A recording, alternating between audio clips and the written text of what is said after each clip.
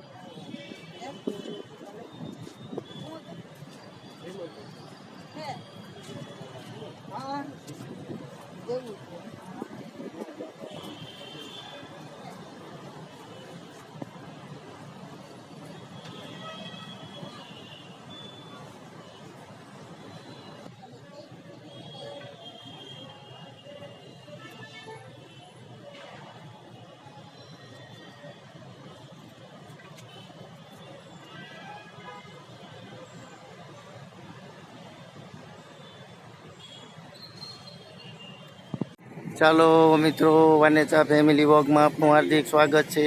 આજે હું તમને સરસ મજાના સ્વામિનારાયણ ભગવાનના મંદિરના દર્શન કરાવીશ મિત્રો.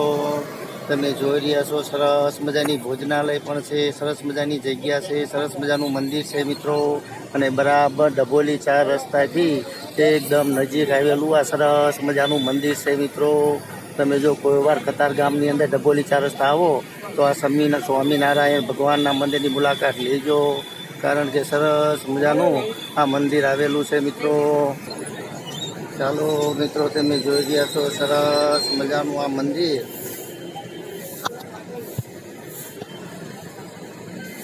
સરસ મજાનું મંદિર છે, જગ્યા પણ વિશાળ છે મિત્રો.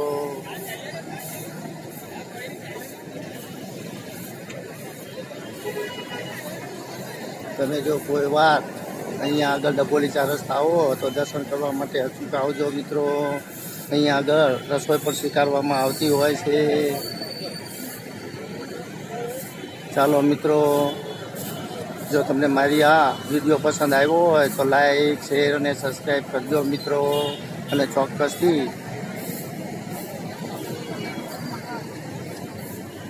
એકવાર જો તમે આ બાજુ આવો તો આ મંદિરની મુલાકાત અવશ્ય લેજો મિત્રો.